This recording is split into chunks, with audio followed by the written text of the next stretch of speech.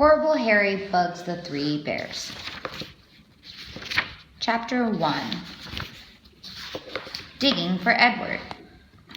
My name is Doug. I'm in 3rd grade.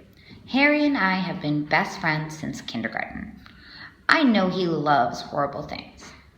I didn't know he could find them everywhere. Each day this week at recess, I asked him, "Want to play kickball?" And each day, Harry gave me the same answer. "Not now, Doug. I'm busy." This morning, Mary even noticed. I was leaning on the playground fence while Harry was down on his knees. "How come you guys aren't playing kickball like usual? What are you doing?" she asked. "Digging," Harry replied. I just shrugged as I looked down at Harry. The tunnel he was digging had reached the other side of the fence into the vacant lot. "You shouldn't do that, Harry," Mary scolded. "You're getting dirt all over yourself. You might track it into our classroom." Remember the time we got muddy footprints on our moon rug? We got in big trouble. Then she skipped back to the jump rope game.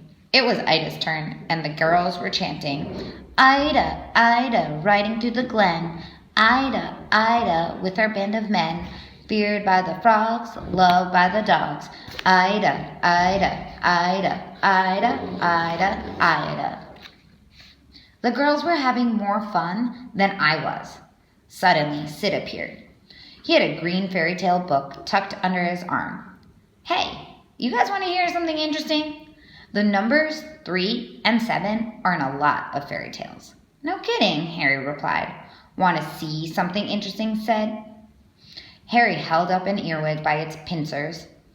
I didn't know which was more gross, the bug or Harry's dirty fingernails. "Ugh!" Sydney screamed, and then he took off like a roadrunner. I just cringed. Harry shook his head as he put the bug gently in a tissue. "Edward was as dead as a doornail when I found him," he said. "Edward," I repeated. "The poor guy should have a name," Harry said sadly. "He must have died last night. He still looks good, though. I'll make sure he gets buried in a garden." I watched Harry bring the corners of the tissue together and tuck Edward gently into his pocket. And then he started digging again. Harry really does love horrible things. Sometimes he spends more time with them than me. I shuffled over to the kickball game and played left field. When I dropped the fly ball, I missed Harry calling out, "You'll catch the next one, Doug." That Thursday morning, things got worse. Room 3B was in the library. Our teacher, Miss Mackle, was reminding us of our homework. "Remember, boys and girls," she said, "the 3rd grade classes are studying fairy tales. Pick one that your literature circle might like to act out. There are lots of books in the library on fairy tales. Get together and choose one. If you like, you can make your own original changes to the story." Mary had already made herself the boss of the group. She corralled Song Lee, Ida, Zuzu, Sid, Harry, and me at the table by the window. Everyone sat down except Harry. He was looking outside. It was just starting to rain. "We need to pick a simple fairy tale," Mary declared. "It's easier to make a skit if the tale isn't too complicated." That's what the teacher said. Harry turned around. "How about the Emperor's New Clothes?" he suggested. "That tale is simple.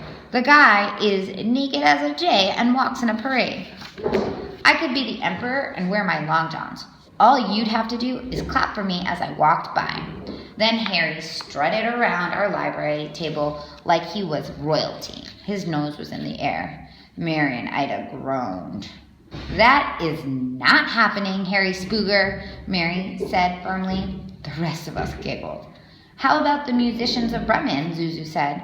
"There are neat parts for donkey, dog, cat, and rooster." "Is there a bug in it?" Harry asked. "No," Mary scolded. "That tale is way too violent. All the animals kick and pinch and scratch the robbers." "But that's how they get rid of them," Zuzu replied. "It's a happy ending." "No," Mary snapped. "We're not fighting." "How about Goldilocks and the Three Bears?" Sid suggested. "That's really easy." "It sure is. We practically know the lines already," Mary replied, twisting her braids. "I can do the sets and costumes," Song Lee said. She didn't like speaking parts. Can I help? Harry said. If there is one thing that Harry loves more than horrible things, it's Song Lee. I remember when he first noticed her in kindergarten, Song Lee brought a potato beetle for show and tell. Harry took one look at the beetle and one look at Song Lee. It has been true love ever since. Sure, Song Lee answered with a big smile. Want to sketch the inside of the bear's house, Harry? She took out some paper and magic markers. Harry squeezed next to her and shared her chair. I'll make earwigs on the bear's mop, he said. Mary rolled her eyes but didn't complain. Harry was sitting down and working on something. I'm into earwigs right now, Mare, he explained. I found a whole mess of them in my basement. They actually were on an old mop. And, Harry held up one finger, I found one in the dirt today. Harry pulled out a Kleenex from his pocket and unwrapped it.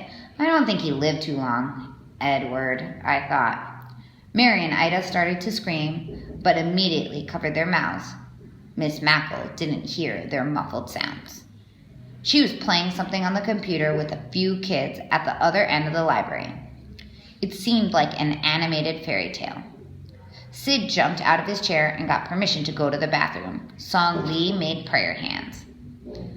You'll be able to draw a real earwig now, Zuzu said calmly. You can observe his head, abdomen, and thorax. He is dead, right? Mary asked.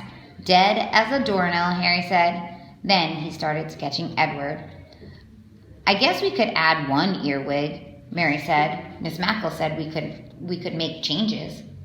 The bears do live in the woods, Song Lee added, so there probably are bugs in their cabin. I better make 3 earwigs, Harry said. The bugs should be in groups of 3 or 7. Those are important numbers in fairy tales, Sid told me. Mary raised her eyebrows. She was impressed.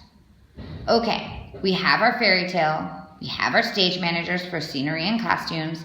Now we just need to decide who is in the play. We need a cast. When Sidney returned from the bathroom, he sat at the opposite end of the table from Song Lee and Harry. He got his sock cap out of his jeans and pulled it down over his ears. I'll be a bear, Zuzu said. Me too, Sid and I joined in. Good, and I'll be Goldilocks, Mary exclaimed. But I want to be Goldilocks, Ida replied. I said it first, Mary insisted. That's not fair, Ida replied. We should pick straws or something. Harry and Song Lee kept drawing while Ida and Mary argued. The rest of us talked about bears. I'm not going to be Baby Bear, Sid said. No way. I'll be Baby Bear, Zuzu said. I don't mind. He has the best lines. I'm Papa Bear, I said quickly. Suddenly, Sid's eyes bugged out. He knew what bear part was left. Aw, man, Sid groaned. I have to be Mama Bear? Yup, Zuzu said. We each got one choice. You'll be a great mama, Harry said with a wink. Sid pulled his sock cap over his eyes as he sank into his chair.